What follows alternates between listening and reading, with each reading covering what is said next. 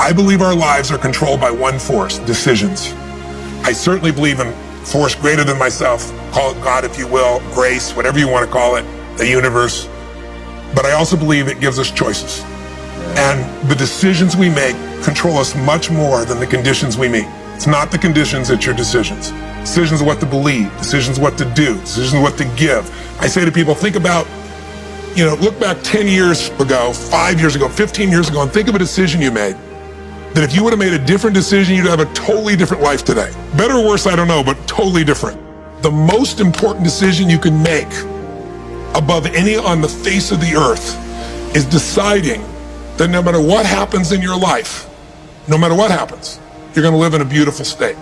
The decision to say, I am not going to suffer, that if suffering arises, pain's one thing, suffering's another. Suffering is when you're like, suffering could be worry, it could be anger, it could be frustration. It's anything that takes you out of a beautiful state. And here's what people don't get.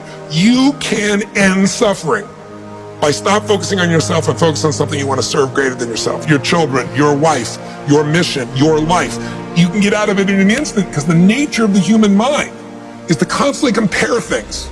Your mind, your brain is a 2 million year old device, and it is not designed to make you happy. It's designed to make you, it's designed to make you survive. Right. And that's why it's always looking for what's wrong. But it used to be what's wrong is saber-toothed tiger so I can protect myself. Now people are worried about what people think about them, or do they have enough money when 2/3 of the planet lives on $2 a day, and you're making $38,000, you're rich. The poorest of the poor in our country are considered rich. I'm not saying they should stay that way.